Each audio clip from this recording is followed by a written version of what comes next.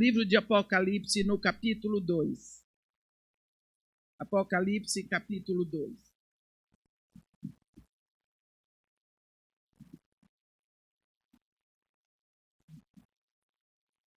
Vamos começar a leitura, a carta à igreja em Éfeso. Ao anjo da igreja em Éfeso, escreve: estas coisas diz aquele que conserva na mão direita as 7 estrelas e que anda no meio dos candeeiros de ouro. Conheço as tuas obras, tanto o teu labor como a tua perseverança, e que não podes suportar homens maus, e puseste a prova os que a si mesmos se declaram apóstolos e não são, e os achastes mentirosos. E tens perseverança e suportaste provas por causa do meu nome e não te deixaste esmorecer. Tenho, porém, contra ti que abandonaste o teu primeiro amor. Lembra-te, pois, de onde caíste. Arrepende-te e volta à prática das tuas primeiras obras. E se não, venho a ti e moverei do seu lugar o teu candeeiro, caso não te arrependas. Tens, contudo, a teu favor que odeias as obras dos nicolaítas, as quais eu também odeio. Quem tem ouvidos, ouça o que o Espírito diz às igrejas. Ao vencedor, dar-lhe-ei que se alimente da árvore da vida que se encontra no paraíso de Deus. Amém. Tenho, porém, contra ti que abandonaste o teu primeiro amor. Nós podemos, neste momento, lembrar do nosso primeiro encontro com Jesus. Naquele momento em que nós fomos tocados pela palavra de Deus. A Bíblia diz em Efésios 1, em quem vós também, tendo ouvido a palavra da verdade, o evangelho da vossa salvação, tendo nele também crido, fostes selados, marcados, circuncidados com o Espírito Santo da promessa. Há um momento em que tudo isso começou. Nós, ultimamente na igreja, não temos visto falar muito sobre novo nascimento, arrependimento e santificação, porque seguramente essas pregações não dão ibope, mas sem isso não podemos andar. Primeiro, prega arrependimento para o cancelamento dos pecados. Não tem cancelamento sem arrependimento. Jesus Cristo diz: importa-vos nascer de novo. Se não houver novo nascimento, ninguém é filho de Deus. E sem santificação, ninguém verá a Deus. Então, isso tudo está sendo roubado da pregação na igreja. Mas eu gostaria de dar aqui um exemplo. Se você adota um menino, digamos que o menino se chame Tico-Tico, eu boto esse nome porque eu sei que não tem um menino aqui chamado Tico-Tico. Então, você adota o Tico-Tico. E esse Tico-Tico passa a ser seu filho. Você ama esse menino. Desculpem. Ele está registrado no seu nome. É seu herdeiro. Tem direito a tudo o que é seu. E se você morrer, o menino pega os documentos e vai requerer direito como filho, porque ele é filho. Mas ele não tem o seu sangue. Ele não tem seu DNA, porque ele não nasceu de você. Mas ele é seu filho por adoção. Quando nós entramos na família de Deus, nós não entramos simplesmente por adoção. Nós, por adoção, temos direito à herança, mas nós entramos por regeneração. Por quê? Lembra quando um dos grandes doutores da lei de Israel, Nicodemos, no capítulo 3 de João, ele vai ter com Jesus à noite e diz: mestre, sabemos que tu és vindo da parte de Deus, porque ninguém pode fazer os sinais que fazes se não vier da parte de Deus. E Jesus Cristo, sentado, disse para ele assim: olha, em verdade eu te digo, se não nasceres de novo, nem verás o reino de Deus. Nicodemos tomou um choque. Talvez pensou na hora, o mestre é doido. Ele disse: como pode um homem nascer de novo, sendo velho? Pode, por acaso, entrar no ventre da mãe para nascer? Jesus diz para ele: ó Nicodemos, tu és mestre em Israel e não sabes dessas coisas? O que é nascido da carne é carne. O que é nascido do Espírito é Espírito. O que Jesus estava dizendo é: o filho que nasceu do seu corpo, ele é seu filho pela carne, porque você é carne. Mas como ser filho de Deus? Deus é Espírito, tem que nascer do Espírito. Então, Jesus estava falando para ele que precisa nascer de Deus. Então, nós nascemos de Deus, por isso temos tudo de Deus. Outra coisa, e como herdeiros de Deus, Jesus Cristo nos dá essa herança. Todo herdeiro só pode herdar depois que seus pais morreram. O seu filho não pode herdar de você sem que você tenha morrido. Quando você morre, o filho pega os documentos, contrata um advogado que vai levar 10% de tudo. É direito do advogado, ele trabalha. A Bíblia diz que o trabalhador é digno do seu soldo e o advogado sabe disso. Então, ele vai, pode aparecer outro herdeiro, outra pessoa que diga que tem direito, e é aquela briga. Quando Jesus Cristo nos faz herdeiros de Deus, ele morre e nós temos direito à herança. Mas ele ressuscita para ser o nosso advogado, para que nós tenhamos certeza que a herança é totalmente nossa. Então, no momento em que nós nos rendemos a Jesus Cristo, nós tomamos conhecimento de uma porção de coisas. Nós tomamos conhecimento desse amor incondicional, incomparável, que Deus tem por nós.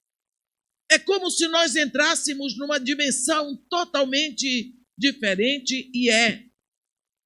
E desde aquele momento do nosso primeiro encontro com Jesus, nós ficamos tão tocados por esse grande amor por nós, pelo amor de quem enfrentou a cruz para falar, para demonstrar, para gritar bem alto desse amor por nós. Nós ficamos tão tocados pela intensidade dessa primeira experiência com essa verdade. Isso foi tão bombástico no início da nossa conversão. Mas com o tempo, nós corremos o risco de ficarmos tão seguros. Eu tenho certeza da minha salvação, portanto, deixa para lá. Nós ficamos tão seguros disso e seguramos isso como uma coisa que aconteceu e que está muito bom e está feito. Mas o frescor dessa linda experiência, desse profundo encontro de amor, dessa entrega eterna, vai se tornando moderada e, às vezes, desbotada. E é isso que nós lemos aqui no versículo 4 do capítulo 2, do versículo 4 do capítulo 2 de Apocalipse. Tenho, porém, contra ti que abandonaste o teu primeiro amor. Abandonar não é deixar de uma vez só. Abandonar não é dar um chute. Abandonar é ir deixando de banda. Aquilo que ocupava o centro vai ocupando pouco a pouco uma banda.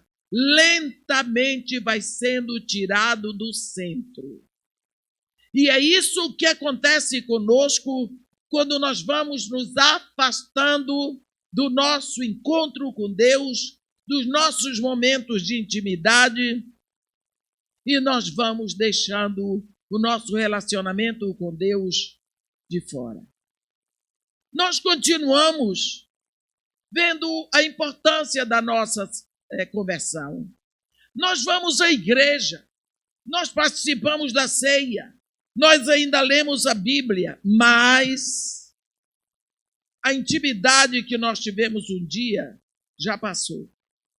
E quantas vezes nós vamos a um congresso e tomamos decisões, mas depois... Tem um momento no livro de Josué, quando o povo estava aqui no deserto, eles olharam para o lado de lá, era a terra prometida, era Gilgal, o primeiro lugar da terra prometida onde eles chegaram. E quando os sacerdotes tocaram a água do Jordão com o pé, o rio se partiu. Essa parte de cá enrolou para cima e segurou. Essa parte de baixo acabou de descer. Então os sacerdotes vieram com a arca e se colocaram aqui no centro do leito do Jordão. E o povo todo passou, todo Israel atravessou. Quando todo Israel estava já na terra prometida, aqui em Gilgal, veio um homem de cada tribo de Israel. 12 tribos, 12 homens. Cada homem pegou uma pedra do leito do Jordão para fazer um memorial em Gilgal. Quando eles tinham feito isso tudo estava pronto. Josué deu a ordem e os sacerdotes com a arca saem do leito do Jordão, e quando eles pisam em Gilgal, a Bíblia diz assim: e o Jordão voltou a correr como antes. Esse é um versículo que me causa pavor. Porque quantas vezes nós estamos num congresso e nós somos exortados, e nós ouvimos a palavra de Deus, e nós queremos mudar de vida. Eu vou voltar para a minha Bíblia, eu vou voltar para a minha intimidade com Deus, eu vou separar tempo de oração, eu vou. Quando acaba o congresso, é como se as águas do Jordão voltassem a correr como antes. Acabou tudo. Foi embora toda a nossa proposta de antes. O nosso coração esfriou. Nós continuamos a nossa vidinha de sempre. E quantas vezes nós até queremos começar esse nosso encontro de amor em oração, e muitas vezes tentamos imitar o estilo de outras pessoas, o método de outras pessoas, mas isso não dá certo. Isso me lembra um momento em 1 Samuel 17, quando aquele gigante de Gate, ele atravessava diariamente 2 vezes o vale de Elá, pedindo o homem de Israel para lutar com ele. Até o dia que Davi chegou. E nesse dia Davi se propõe a lutar com o gigante de Gate. E Saul, então, veste Davi com a armadura dele. A Bíblia diz no versículo 38, Saul vestiu a Davi da sua armadura e lhe pôs sobre a cabeça um capacete de bronze e vestiu-lhe uma couraça. Pensa Davi com a armadura de Saul. Aquela armadura não tinha servido para nada, porque com toda a armadura ninguém enfrentava o gigante. Aí Davi tentou andar com a armadura de Saul, e eu gosto muito da escritura bíblica que diz, Davi falou, não posso andar com isto, e tirou aquilo de sobre si. Ele não pode andar. A armadura não era dele. Não era com aquilo que ele estava acostumado a vencer gigantes. Teria que ser com a sua própria armadura, e a armadura dele era a fé. Era uma certeza inabalável de que Deus estava sempre com ele como um poderoso guerreiro. Então, nós precisamos de descobrir o nosso próprio estilo de oração e de intimidade com Deus. Precisamos descobrir. Cada filho tem o seu approach, cada filho tem o seu jeito de falar com o pai, cada filho tem o seu modo, a sua intimidade. E Deus não chamou um bloco coeso, ele chama filhos. Em Jesus Cristo nós somos filhos. De tantos milagres que Jesus fez na terra, ele ressuscitava mortos, ele curava enfermos, ele libertava de demônios, ele pregava a palavra, ele andou sobre as águas, multiplicava pão e peixe. Nada disso encheu tanto os olhos dos discípulos como o modo de Jesus orar. A única coisa que os discípulos quiseram de Jesus foi a oração. Não houve um discípulo que dissesse: mestre, ensina-nos a ressuscitar mortos. Ensina-nos a libertar de demônios. Ensina-nos a multiplicar peixes. Única coisa. Eles disseram: mestre, ensina-nos a orar. E quando eles disseram isso, Jesus Cristo disse: tudo bem. Quando orardes, dizei: Pai nosso. Aquilo foi uma bomba na cabeça dos discípulos, porque aqueles discípulos conheciam todas as orações do Antigo Testamento, nunca viram nenhum rei, nenhum profeta, nenhum sacerdote, nenhum dos patriarcas, nem Moisés, que falava com Deus face a face, nem Abraão, que era amigo de Deus, nem Davi, que tinha o coração semelhante a Deus, nenhum chamou a Deus de pai. Porque pai implica em intimidade.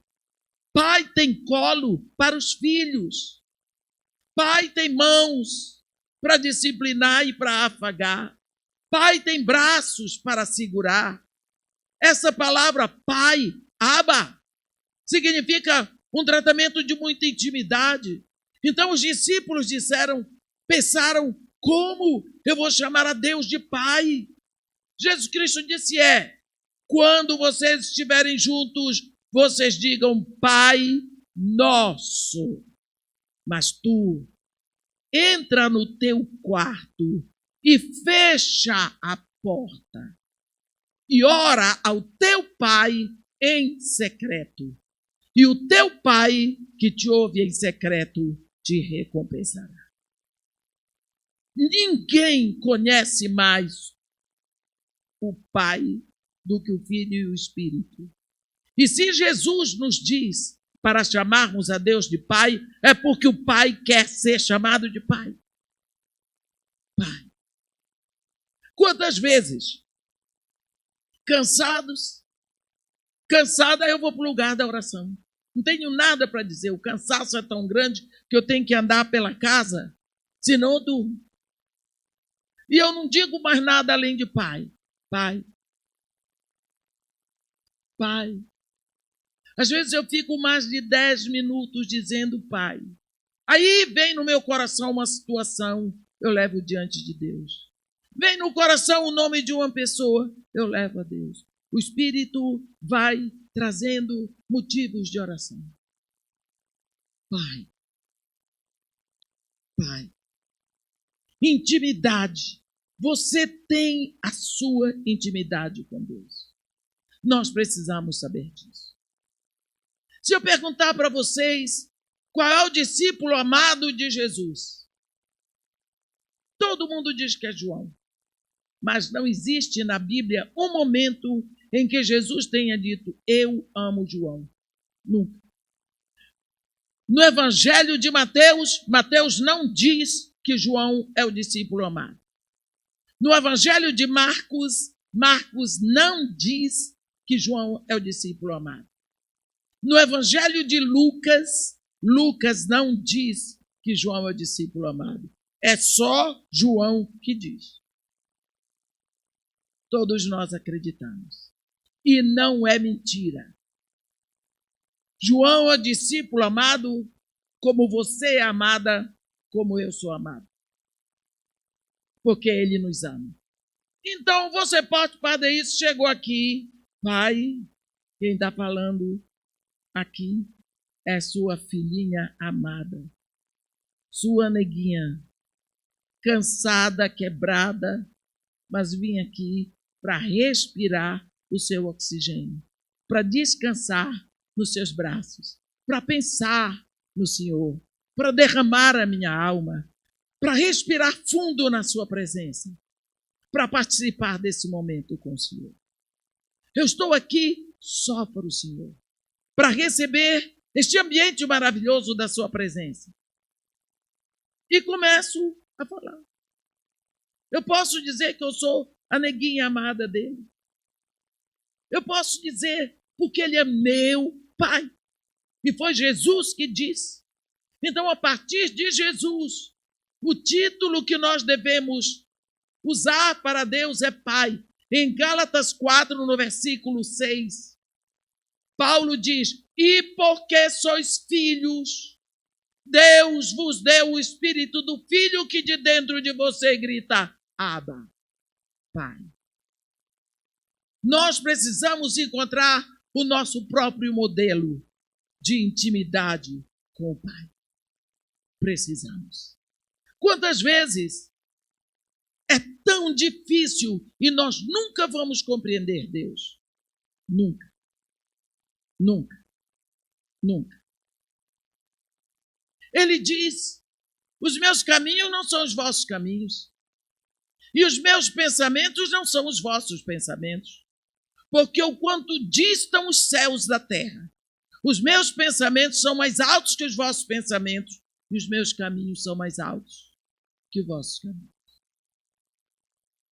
Não dá para entender. Tem um momento na Bíblia, Êxodo 13,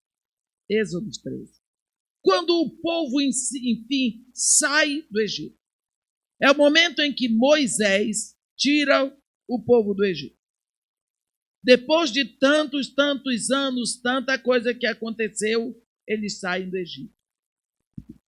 E no versículo 20 do capítulo 13 está escrito assim: tendo saído, partido de Sucote, acamparam-se em Etã, à entrada do deserto. O povo, enfim, sai do deserto, sai do Egito, é tirado do Egito e eles partem de Sucote e andam, até que eles saem do Egito. Eles entram no deserto. Ali em Etã, era um território que não era mais dominado por Faraó. Aquele povo, quando chegou ali, você pensa o senso de liberdade. Estamos livres. Moisés, nós estamos em Etã? Estamos. Nós estamos livres? Estamos. Nós podemos cantar? Podem. Podemos dançar? Podem. Podemos pular? Podem. Haja festa. Aí você vê o que vai acontecer. Capítulo 14. Disse o Senhor a Moisés: fala aos filhos de Israel que retrocedam e se acampem de frente de Pi-Hairote, entre Migdol e o mar, diante de Baal-Zefon. Você entendeu o que é isso? O povo estava livre. Eles estavam fora, festejando. Deus diz assim: manda eles voltarem. Como que Moisés ia dizer isso para o povo? Como? Coitado desse pastor. Ele ficou ali, o povo dançando, feliz, tinha saído do Egito. Agora Deus diz para ele, diz o povo que retroceda. Como ele ia dar essa notícia para o povo? Ele parou e Deus não disse mais nada. Acabou. E Moisés disse: povo, que foi, Moisés? O que foi, Moisés? O Senhor está dizendo que ele tinha certeza que ele ia apanhar do povo. Até que ele soltou, está dizendo que é para retornar. O quê? É. Para onde, Moisés? É para ir para Pi-Hairote e se acampar entre Migdol e o mar, defronte de Baal-Zephon. Sabe o que é isso? Uma arapuca. Eles tinham que voltar e ir para um lugar que era uma arapuca. Porque só tinha uma entrada. Se entrasse, tinha que sair pelo mesmo lugar. Pi-Hairote significa montanhas intransponíveis. Para se acampar entre Migdol e o mar, defronte do Baal, que faz gozação, que é isso, Baal-Zephon. Eles ali só poderiam sair pelo mar e eles não tinham navio. Por quê? Porque Deus sabia o que ia fazer, mas o povo não sabia. Eles estavam numa arapuca, porque Deus disse, eu vou endurecer o coração do faraó, ele vai ver que o povo está numa arapuca, vai dizer que o povo está perdido no deserto, ele vai lá e pega o povo de volta. E é nessa hora que eu vou, Deus pensando, dizendo, serei glorificado no faraó e em todo o seu exército. Mas o povo não sabia disso. O povo não sabia.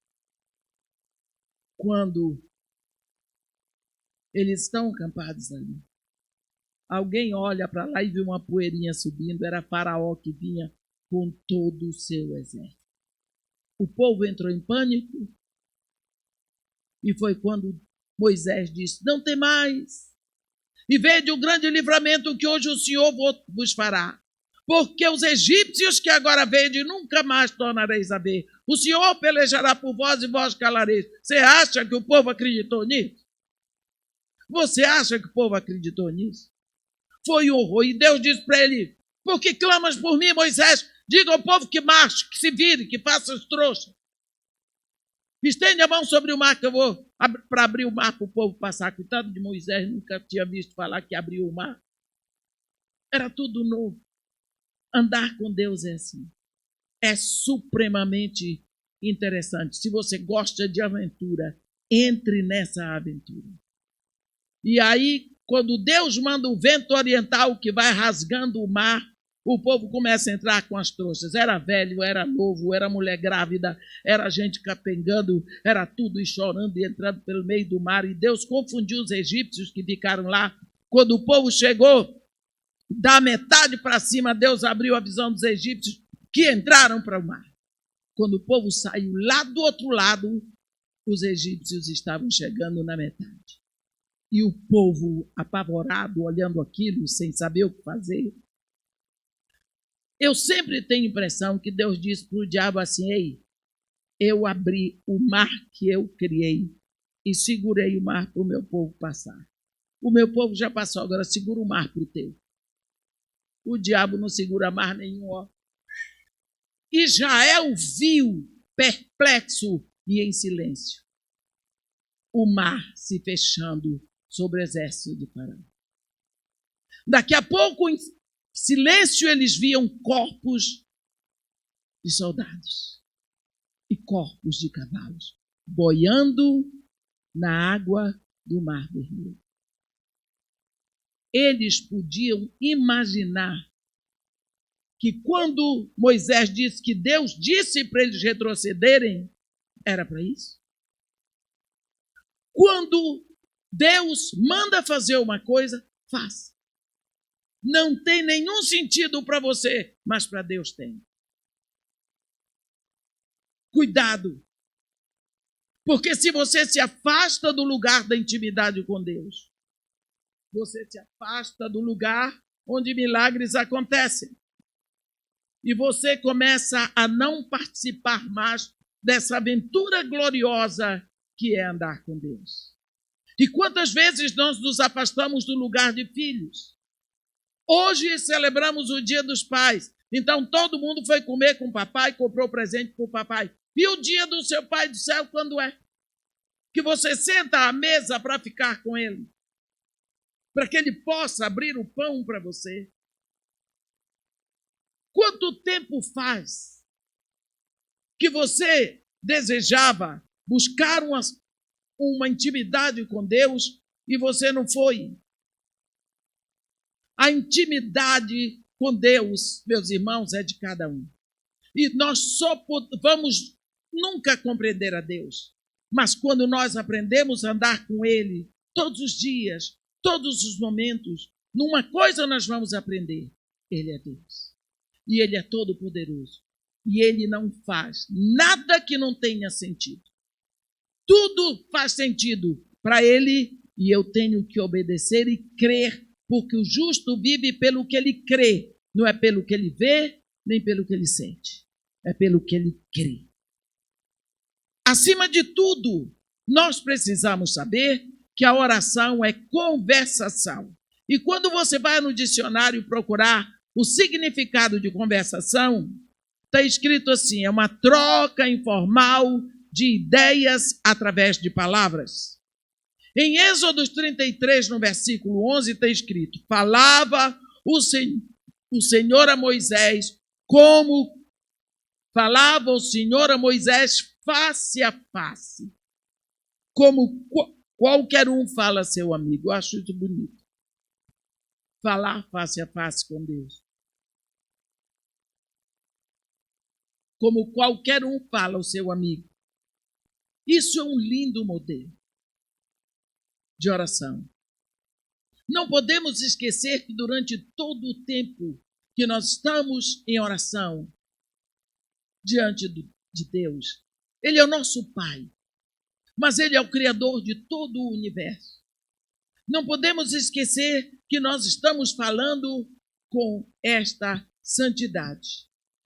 Nós vemos em Gênesis 18, quando Abraão fala com Deus, ele diz: não fará justiça o juiz de toda a terra. Então você vê esse exemplo de palavras solenes. Mas quantas vezes nós dizemos: eu não sei orar? Você não sabe falar com seu pai? Não sabe falar com seu pai? Jesus Cristo diz em Mateus, no capítulo 6, versículo 5: quando orardes, não sereis como os hipócritas. Significa que hipócrita também ora, né? Porque eles oram em pé nas sinagogas e nos cantos das praças para serem vistos pelos homens. Quando as pessoas acham que orar é dizer frases bonitas, é fazer um lindo discurso para Deus, Deus não está interessado na sua literatura. Deus não está interessado se você fala nós vai, nós vem ou não. Deus está interessado no seu coração. Fale com Deus como Pai. Como Pai. É só isso. Nós vemos, eu gosto tanto das orações simples que nós vemos na Bíblia, e nisso eu ponho o profeta Jeremias. Eu gosto tanto, você lembra que Jeremias é aquele profeta doce. É o profeta sensível, ele é conhecido como chorão. Jeremias é o profeta que fala do coração para Deus. Ele é menino. Você vê que ele é tão terno. Ele é tão sensível. Ele ora como uma criança ora para o seu pai. Oséias também é assim. Mas eu gosto muito do estilo de Jeremias. Quando ele começa a orar pelo povo, Deus diz para ele: Jeremias, não levantes por este povo clamor nem oração, porque eu não te ouvirei. Tu não vês o que eles andam fazendo? Os filhos apanham a lenha, os pais acendem o fogo, as mães amassam farinha e fazem bolos para a rainha dos céus e para oferecer libações a outros deuses, para me provocar a ira. Portanto, não ores por ele, porque eu não vou atender.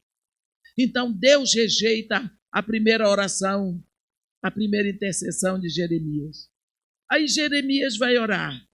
Ele diz: posto que as nossas maldades testificam contra nós, Senhor, age por amor do teu nome, porque as nossas rebeldias se multiplicaram. Contra ti nós pecamos. Ó esperança de Israel, e redentor seu no tempo da angústia, por que serias entre nós como estrangeiro na terra, ou como viandante que se desvia para passar a noite? Por quê? Gente, não tem uma oração mais singela, aparentemente mais infantil do que essa. Porque no Antigo Testamento, Deus não ficava na terra. O Espírito Santo não podia ficar na terra, porque o Espírito Santo não podia ser dado. Tem um momento em João 6, quando Jesus Cristo levanta a voz no último dia da festa dos tabernáculos e diz: quem tiver sede, venha a mim e beba. Porque quem crer em mim, como diz a Escritura, rios de água viva fluirão do seu interior. Aí João diz, isto ele diz a respeito, em referência ao Espírito Santo que havia de ser dado àqueles que nele crescem. Pois o Espírito não tinha sido ainda dado, porque Jesus não tinha sido glorificado. Portanto, no Antigo Testamento, o Espírito Santo não tinha sido dado, Jesus nem tinha vindo à terra, portanto, não tinha sido glorificado. Então, havia uma cláusula para que o Espírito Santo viesse ficar na terra. É que Jesus primeiro fosse glorificado. E isso os profetas do Antigo Testamento queriam. Os reis queriam, todo o povo queria, mas não podia acontecer. Porque Deus trabalha com ordem e Deus tem o seu princípio ou os seus princípios. Então o profeta diz, ó Redentor de Israel, ó esperança de Israel, e Redentor seu no tempo da angústia, porque serias entre nós como estrangeiro na terra ou como viandante que se desvia para passar a noite, quer dizer, você dá uma passadinha e vai embora. Deus rejeita a segunda oração de Jeremias e ele diz, não nos rejeites por amor do teu nome.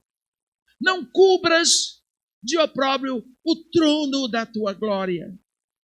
Lembra-te e não anules a tua aliança conosco. Acaso haverá entre os ídolos dos povos algum que faça chover? Ou podem os céus de si mesmo produzir chuva? Não és tu somente, ó Senhor, nosso Deus, o que fazes todas essas coisas. Portanto, em ti esperamos, pois tu fazes todas essas coisas. Se você quer exemplo de um homem santo que orava com essa simplicidade, você vai encontrar muito. Quando Deus chora o afastamento de Israel, por boca do profeta Joel, ele diz, chamei-os com laços humanos, atraí-os com laços de amor. Fui para eles como aquele que se curva e que toma as suas queixadas, e inclinei-me para dar-lhes de comer. Mas eles não querem se converter a mim. Então você vê como Deus, ele fala das coisas mais simples, ele quer que cheguemos a ele na nossa simplicidade e que falemos das coisas que sabemos, do modo que sabemos, com as nossas palavras. Porque Deus não vai querer que eu fique trazendo um grande discurso para fazer para ele. Não. Ele quer o meu coração que se derrame diante dele. Por isso, as pessoas muitas vezes usam oração para aparecer, mas Deus não está nem aí nisso. Você já usou o seu verbo, já mostrou que sabe falar muito bem, o problema é seu agora. Para Deus não foi a oração, foi para a vaidade dele. Quantas vezes Nós sabemos que estamos vivendo um momento de muita angústia e de muita perplexidade na humanidade. Os escândalos estão acontecendo, coisas horrorosas estão passando hoje, e nossos filhos estão expostos, nossos netos, a tudo isso. Qual é o tempo que nós tiramos para trazer essa problemática diante de Deus? Há um homem, e você vê isso no capítulo 10 de Atos. O nome dele era Cornélio. Eu queria falar rapidamente sobre esse homem no capítulo 10. Por quê? Quando você abre a Bíblia, lá no capítulo 8 de Apocalipse, há um momento muito intenso sobre oração. E este momento a Bíblia diz: quando o Cordeiro abriu o 7º selo, houve silêncio no céu cerca de meia hora. É nesse ponto que os homens dizem que é a prova que não tem mulher no céu, porque fez silêncio meia hora. Mas isso é coisa dos homens. Houve silêncio no céu cerca de meia hora. Então, João diz, vi, porque em Apocalipse, às vezes João diz, vi, às vezes ele diz, ouvi, às vezes ele diz, vi e ouvi. Aqui ele diz, vi. Vi, então, os 7 anjos que se acham em pé diante de Deus e lhes foram dadas 7 trombetas. Entram 7 anjos, ficam em pé diante do trono de Deus e a cada um deles é dada uma trombeta, eles se preparam para tocar. Mas agora vai entrar um outro anjo, que não faz parte do grupo desses 7. Entra um 8º anjo, então a Bíblia diz no versículo 3 aqui do capítulo 8. Veio outro anjo e ficou de pé junto ao altar, com um incensário de ouro, e foi-lhe dado muito incenso para oferecê-lo com as orações de todos os santos sobre o altar de ouro que se acha diante do trono. E da mão do anjo subiu à presença de Deus a fumaça do incenso com as orações dos santos. Eu queria que os irmãos prestassem atenção aqui. As orações que vão perfumar o trono de Deus são as orações dos santos. Eu quero dizer para os irmãos que a Bíblia nos dá autoridade nenhuma para dizer que santos são pessoas que já morreram e que em vida não fizeram nenhum milagre, mas depois de morto faz. Eu, se depois de morta fosse fazer um milagre era a minha ressurreição, que ninguém quer ficar morto. Então, santo na Bíblia, na linguagem de Deus, são pessoas separadas. Santas são pessoas que se rendem a Jesus Cristo e que se tornam filhos de Deus. Deus é santo, seus filhos são santos. Quando Paulo escreve para a igreja em Éfeso, ele diz, Paulo, apóstolo de Jesus Cristo, aos santos que se acham em Éfeso e fiéis em Jesus Cristo. Então, aquela carta é escrita para os santos. Aqueles santos estavam sentados, como vocês estão, ouvindo a carta, e nenhum tinha feito milagre, mas eram os santos. Você vai ver que toda vez que a Bíblia fala dos santos, são pessoas que são crentes, fiéis a Jesus Cristo. Então, aqui a Bíblia deixa claro, João está falando no capítulo 8, que as orações dos santos é que perfumam o trono de Deus. Aí você diz, mas é só santo que ora? Não, não é só santo que ora. Vamos ver agora. Aqui no capítulo 10 de Atos, tem a história de um homem que não era santo e que orava. Cornélio. Morava em Cesareia um homem de nome Cornélio, centurião da corte chamada italiana. Piedoso e temente a Deus com toda a sua casa e que fazia muitas esmolas ao povo e de contínuo orava a Deus. O homem não era santo, o homem não conhecia Jesus Cristo, o homem não era nem um israelita, ele nem seguia a lei de Moisés, ele era um ímpio. Mas ele orava a Deus de contínuo. E porque ele orava de contínuo, Deus foi visitar. Porque oração é falar com Deus. A oração do ímpio não perfuma o trono de Deus, mas todas as vezes que alguém fala com Deus, Deus ouve. Deus tomou providências a respeito de Cornélio. Você vê. Esse homem observou claramente durante uma visão, cerca da hora 9 do dia, um anjo de Deus que se aproximou dele e disse: Cornélio. Este, fixando nele os olhos e possuído de temor, perguntou: que é, Senhor? E o anjo lhe disse: as tuas orações e as tuas esmolas subiram para memorial diante de Deus. Não subiram como perfume, mas como memorial. Atingiram a memória de Deus. E Deus tomou providências. Olha, agora envia mensageiros a Jope e manda chamar Simão, que tem por sobrenome Pedro. Ele está hospedado com Simão, curtidor, cuja residência está situada à beira-mar. Você entendeu isso?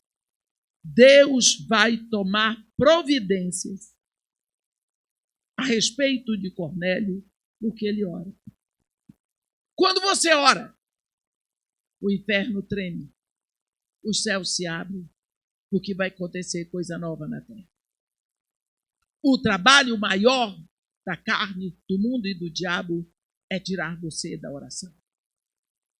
Porque quando você não ora, nada acontece. Se você ora pouco, pouco poder. Você ora muito, muito poder. Se você não ora, não tem poder. Olha o que aconteceu aqui. Deus manda chamar Pedro, que estava em Jope.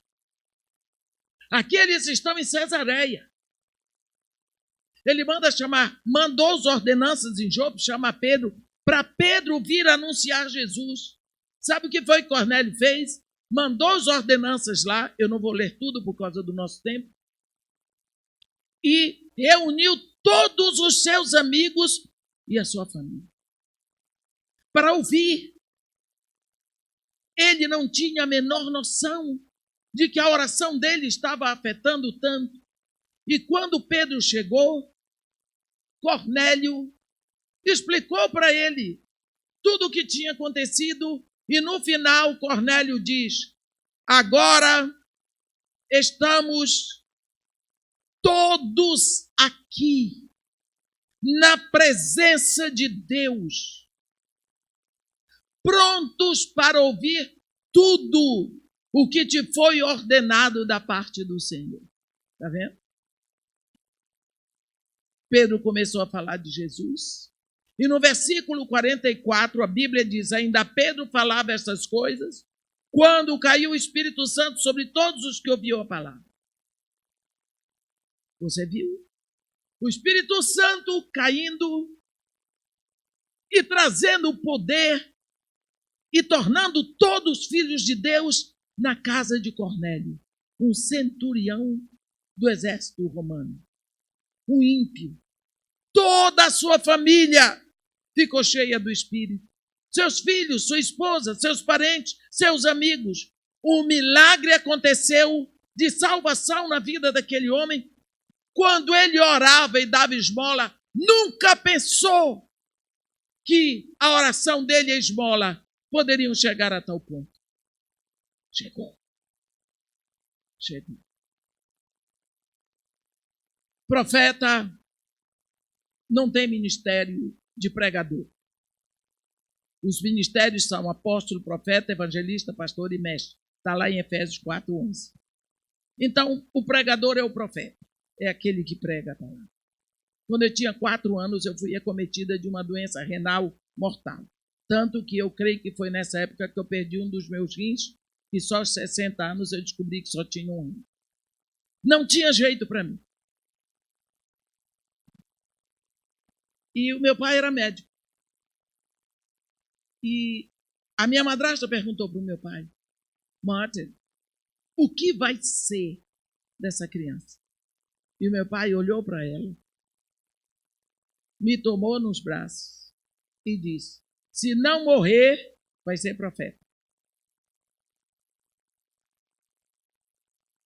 Ele não tinha noção do que ele estava dizendo, mas ele disse a palavra. Ele profetizou, ele fez, e hoje eu não quero outra coisa. Já há muitos anos na minha vida, a não ser pregar a palavra, e isso significa ser, no caso, profetiza. Porque o profeta é aquele que prega a palavra, que anuncia as boas novas. Então, nós precisamos tomar cuidado. Com Deus não se brinca, de Deus não se zomba. Você pode orar. Sim, mas eu oro umas pequenas palavras. Ore. Eu falo pouco com Deus. Vá falando cada vez mais. Faça. E deixa que o que está diante de Deus não se perde. Se a oração de um ímpio atingiu o trono de Deus para a memória, e Deus tomou providências para ele ser convertido aqui na terra, imagina a oração de um santo. Imagina a oração de um filho de Deus. Nós precisamos orar. Não é Deus que precisa da nossa oração, nós é que precisamos orar. O homem que mais orou na terra foi Jesus. Paulo orava, João orava, Pedro. Por que nós não oramos?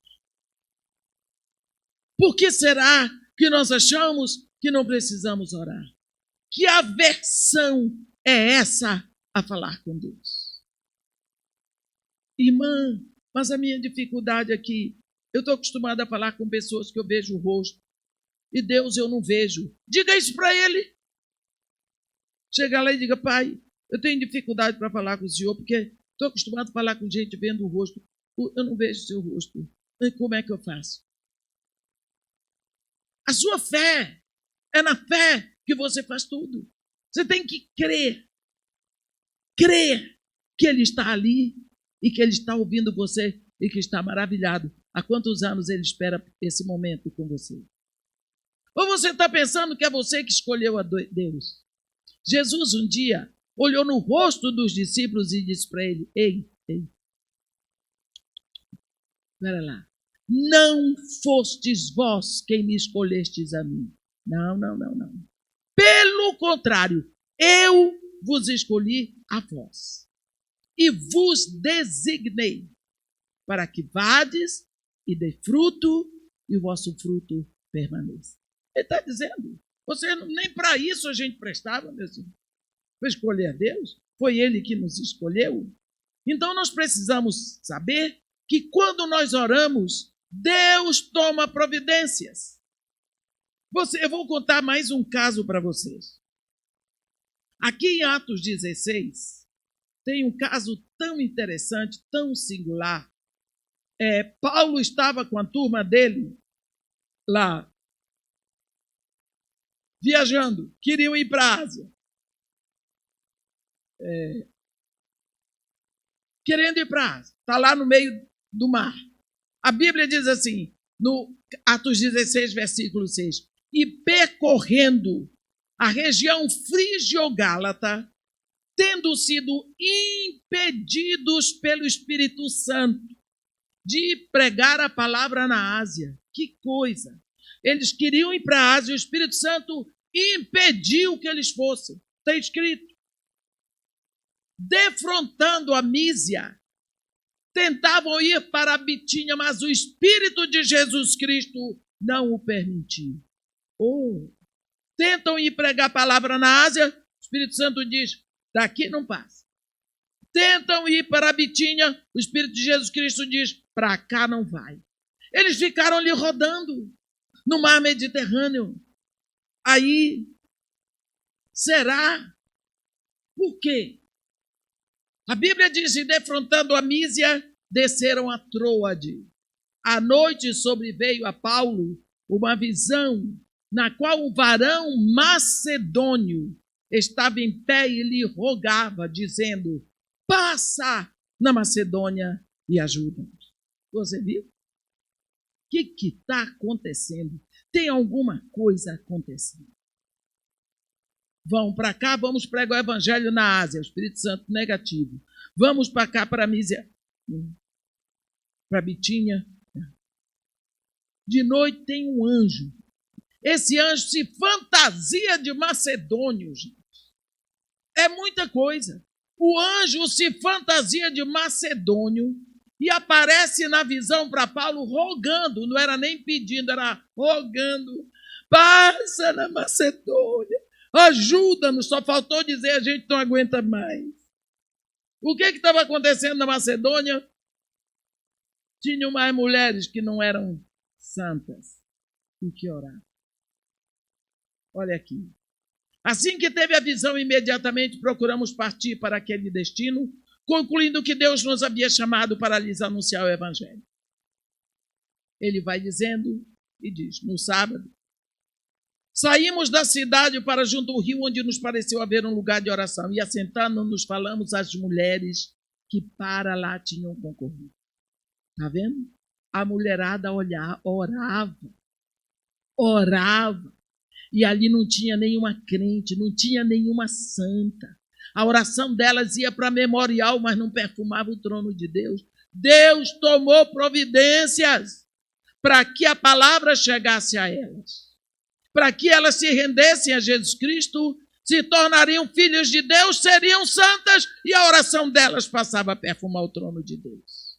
Olha o que aconteceu. Certa mulher chamada Lídia, da cidade de Tiátira, vendedora de púrpura, temente a Deus, nos escutava. O Senhor lhe abriu o coração para atender as coisas que Paulo dizia. Depois de ser batizada, ela e toda a sua casa nos rogou, dizendo, se julgais que eu sou fiel ao Senhor, entrai em minha casa e aí ficai. E nos constrangeu a isso. Você viu? A primeira convertida na Europa, uma sacoleira, comprava púrpura em Tiátira para vender em Filipos. Ali, a casa dela já se tornou a primeira igreja na Europa. E era essa igreja que sustentou o ministério de Paulo. Você viu a oração? A mulherada orava. Deus moveu os céus e trouxe a palavra de Deus para elas. E elas ouviram o evangelho. E elas venderam o coração, se tornaram santas. Por que é que Deus move céus e terra para levar a salvação, para encher do Espírito a família de um homem? Porque ele orava e porque ele dava esperança. Deus move os seus missionários para levar a salvação para a Europa, porque tinham umas mulheres orando. Será que você está orando o suficiente para que Deus mova os céus e a terra para levar salvação, livramento, crescimento espiritual para a sua casa? Esse Deus não mudou. Ele continua o mesmo. Ele continua querendo você. Ele continua de braços estendidos, lhe chamando, querendo um momento de intimidade com a sua igreja. Quando a igreja em Éfeso começou a cair do seu status, do seu nível de intimidade com Deus, começou a procurar atividades. Ela abandonou o primeiro amor. Ela começou a procurar atividades como conferências, muitas conferências para manter o povo junto, chamar a atenção, para todo mundo ver que ela estava trabalhando. Vamos fazer muitas conferências, eventos. Hoje já existem igrejas que têm pastor de evento, e é só evento.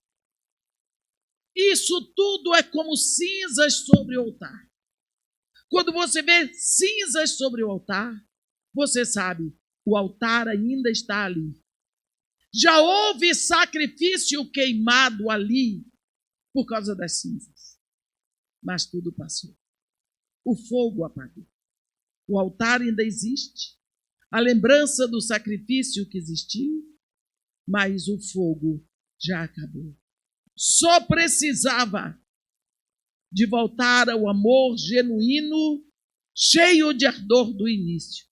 Porque a ortodoxia foi preservada mas a intimidade com Deus já tirou, já saiu. Conheço as tuas obras, o teu labor, o teu trabalho, a tua perseverança, e tu que não podes suportar homens maus, mas, apesar de toda a tua perseverança, abandonaste o teu primeiro amor. Deus está dizendo, eu já não sou a sua prioridade. Existem muitas coisas mais interessantes do que eu para você. Hoje de manhã nós falamos de Noé. Quando ele sai da arca, sem casa, sem comida, sem abrigo, ele diz, vamos construir um altar para adorar. Porque a prioridade dele era Deus. Não era a casa, não era comida, não era conforto. Aqui, eles perderam a prioridade. O lema dessa igreja é lar. L de lembrar, A de arrepender, R de retornar. Lembra-te de onde caíste. Arrepende-te e retorna às primeiras obras. Senão, eu venho a ti e tiro do lugar o seu candeeiro. Vai ficar tudo escuro. Uma das primeiras coisas, quando eu cheguei em Éfeso a primeira vez, foi, procurou uma igreja, não tem nenhuma. Ficou no escuro. Ficou no escuro. Por quê? Tem mesquita lá perto, mas igreja não tem. Jesus olhou para aquela igreja, que ainda trabalhava, se movimentava, fazia tudo, mas ele estava de fora. E ele viu que faltava o arrependimento. Faltava o alicerce. Faltava o aconchego. Faltava a saudade. Faltava a vontade de estar junto. Quando nós amamos uma pessoa, nós queremos estar a sós com aquela pessoa. Nós gostamos de ouvir a voz daquela pessoa. Tinha desaparecido isso da relação deles com Deus. A minha pergunta para você hoje, meu irmão, é: como estão as coisas entre você e seu Pai do céu? Como?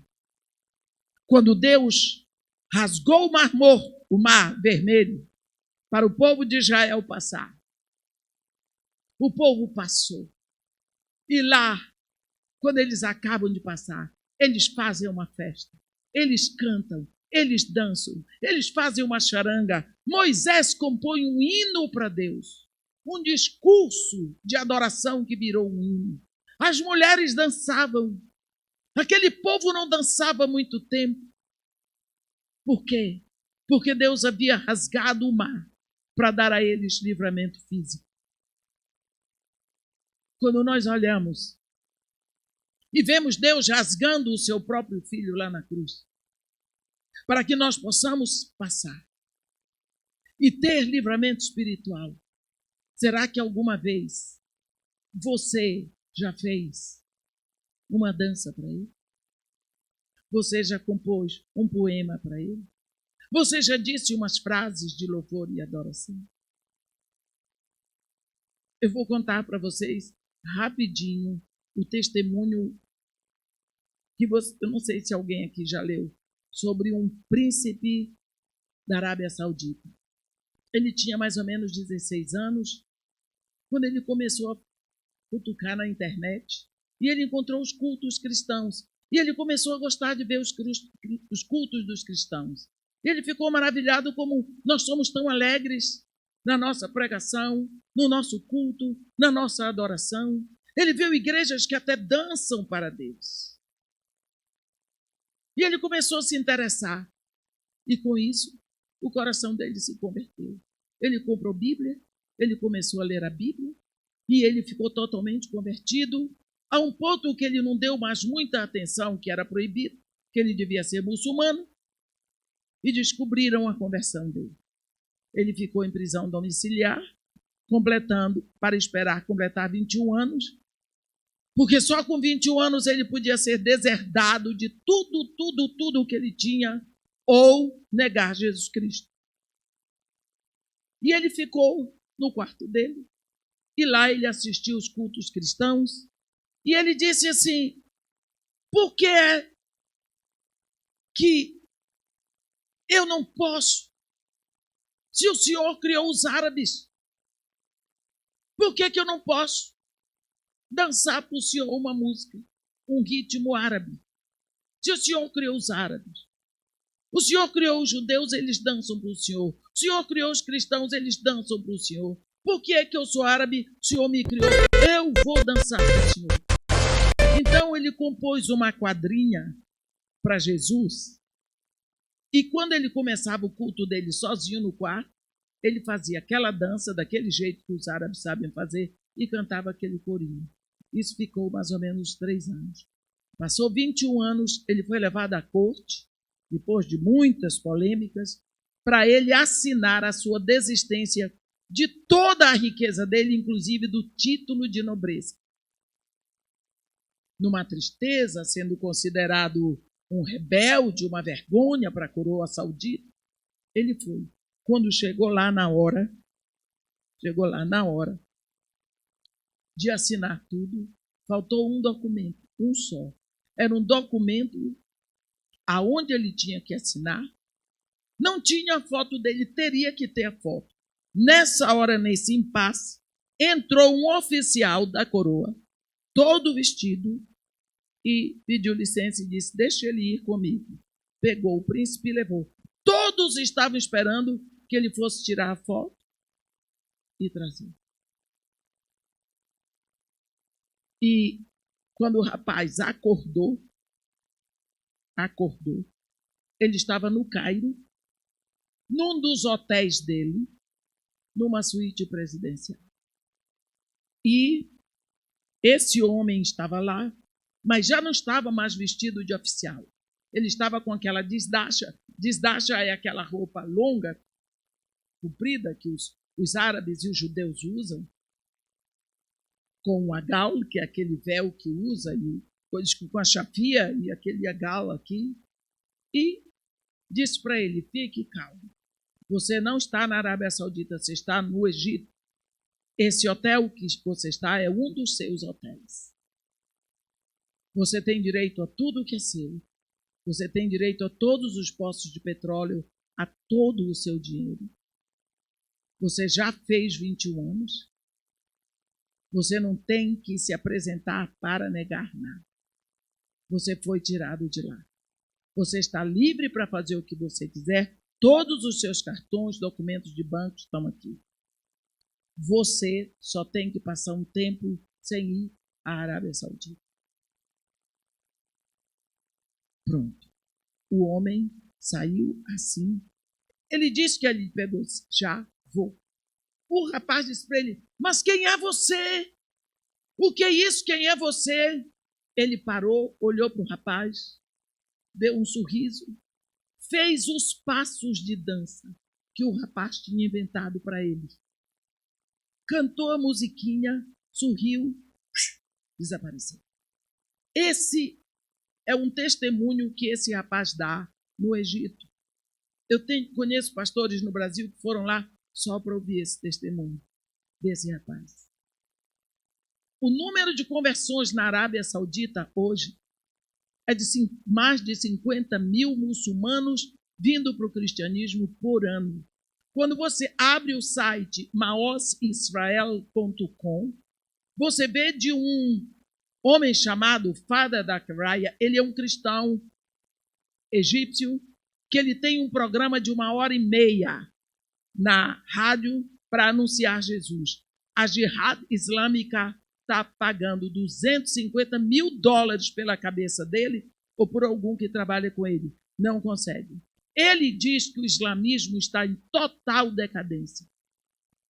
Ele diz que todos os anos 30 mil muçulmanos na Algéria se convertem a Jesus Cristo. 35 mil no Marrocos. 50 mil na Arábia Saudita. Mais de 150 mil em toda a África muçulmana. Jesus Cristo está fazendo um arraso.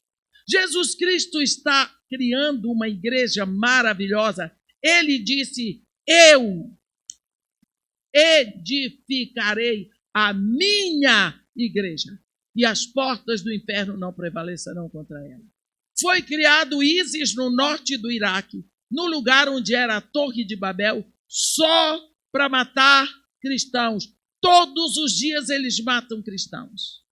Onde tem a maior igreja da África, em Lagos, a igreja tem 2 quilômetros de comprimento por 900 metros de largura. Fundaram Boko Haram para sequestrar moças.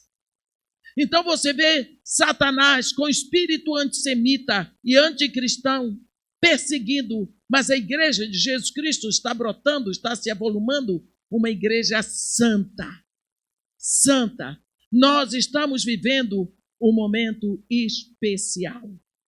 À medida que o número de martírios cresce, a igreja avança e Jesus Cristo vai à frente como um poderoso guerreiro. Nós estamos vivendo um momento peculiar na terra. Nós somos essa geração que está vivendo e que já viu a figueira florescer. E Jesus Cristo diz: não passará esta geração dos que viram a figueira florescer, sem que tudo isso aconteça. Portanto, meus irmãos, eu peço a vocês, de todo o meu coração, vamos aos pés do nosso Pai, vamos buscá-lo em oração, vamos render as nossas vidas, vamos buscar nossa intimidade com Deus, vamos fazer de Deus, o nosso Pai, a nossa prioridade. Amém? Que Deus nos abençoe e nos guarde, que faça resplandecer o seu rosto sobre nós e tenha misericórdia de todos nós. Amém.